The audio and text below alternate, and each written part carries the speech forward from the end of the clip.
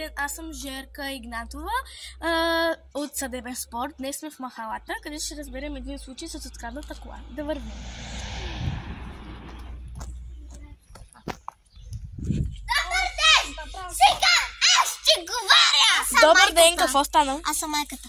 Сега има един пиян човек някъде с една шарена буза и някакви черни дънки или нещо. И той ми е съсед. И днеска отида в къщата ми и ми вземи колата, открана ми,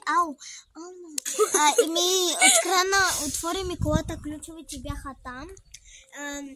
И такова, той си ми взе колата и почна да кара и удари. Удари един човек с шарена буза. Кой е този човек? Един човек с шарена буза. Извинете! Защо отворихте колата? Защо?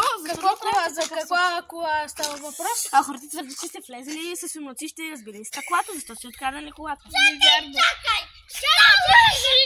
Ти защо крадеш колата? Махайте от колата ми, бе! Никаква кола не съм! Този ми открадна къщата! Разбирайте от дума, бе! Хора, така си е! Случай в махалата и така. Приятна вечер и очаквайте утре от 3:20. Чао!